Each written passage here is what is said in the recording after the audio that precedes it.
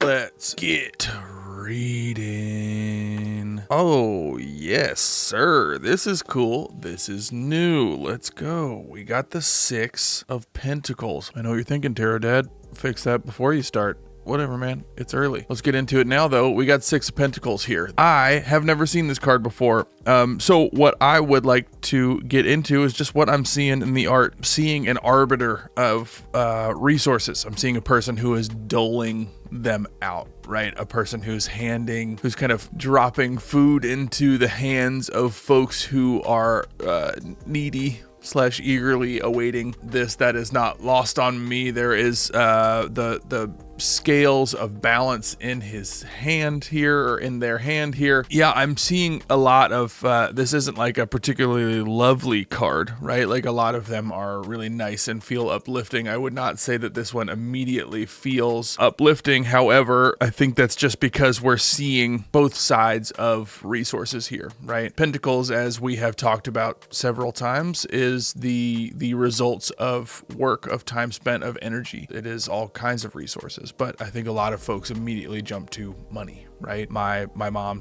/ witchy tarot mentor has always said, like, Pentacles is work. And so that's where I jump to, but I kind of am taking it that one step further, right? The way that I like to look at it is results of your work. Before we get into my read on it, let's just go into the company line on upright and reversed here. So upright is giving, receiving, sharing wealth, generosity, charity.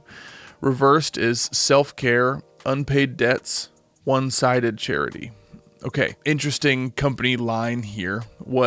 And honestly, pretty sterile company line here is what I would say. And so what I'm seeing in this is I'm seeing the full picture of money. I'm seeing the full picture of the kind of balance of resources being traded for energy being expended. And again, I say energy expended because it's not always work that produces these things for us. Sometimes it's just energy expended, which is an interesting piece here. And I do want to point out again the scales being balanced. This to me says that money at the end of the day, these resources, it's kind of a two-sided coin, ironically, right? It is a zero-sum game. Therefore, it requires balance. I think with all of us, if we get too focused on the money, then life just becomes about that, right?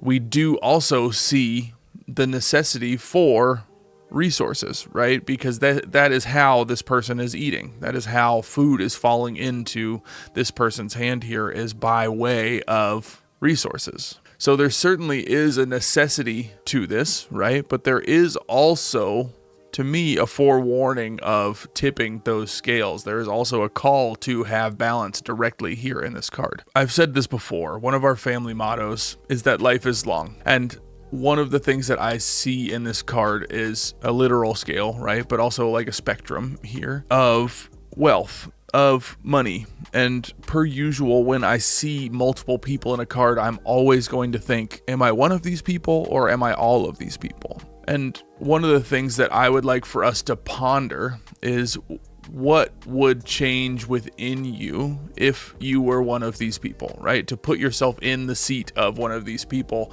what would it do for you? What would it change within you? Would anything change? Would you be the same person if you had nothing, or if you had everything?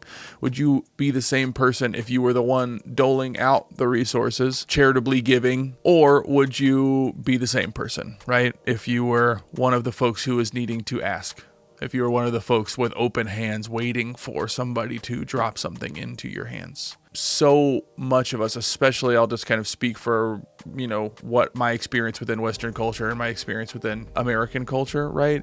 The dream is to just pile it up, just to get as much as you can, right? To get generational wealth so that your kids don't have to work and their kids don't have to work.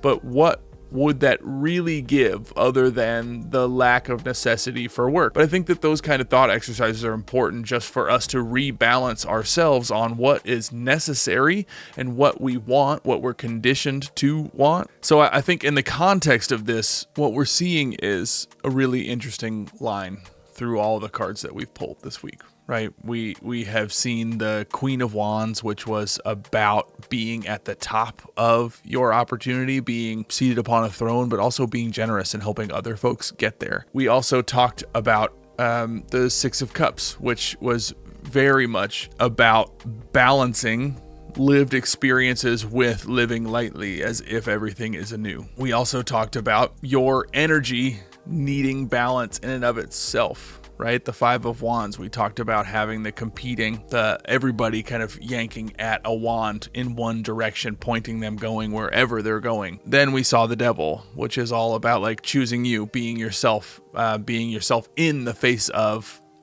people telling you to be something else. And now we have this card that to me is very much calling on a greater community in a way. It's very much calling on your own place within that community, and also calling on that community and its currency's place in your life. What role is it playing for you? Is it driving you? Is it in the driver's seat saying, this is what I do everything for, to get to a financial place, to get to a place where I have enough resources that I can finally fill in the blank, right? But is that necessary, right? Is that necessary for your happiness?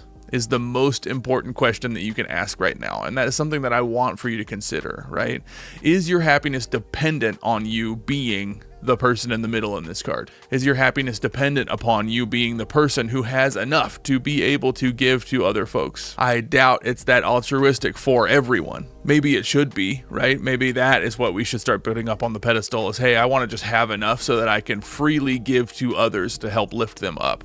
That's a nice dream. Money comes and goes. For a lot of us, we have known both sides of that coin. If we're fortunate, we have known both sides of that coin. A lot of folks only stay on one side of it, and it's not the great side. Therefore, they're forced into knowing who they are without the financial gain, without the currency in abundance, right? And I want to challenge you to aim to be the same person in either seat. Right? To be the person who would give freely, whether you are asking sometimes or you never have to ask, you're always giving. To aim to not let a currency of the world dictate who you are, but rather let it be another tool for you to do the works that you do. Something to consider today. This is fun to pull first cards with you guys. I've never seen this card before. This is all new to me as well. If you want to go find out what it means for you too, don't be afraid to just kind of dive in and read more on your own, right? I always want to encourage that, and I certainly will do the same. And, you know, Lord knows we've been having a lot of repeat pulls, so we'll see it again soon, I'm sure. As always, love seeing you guys this early in the morning. I hope you enjoy starting it with me. Go have a great day. Take care of yourself. Take care of others. Tarot Dad is out.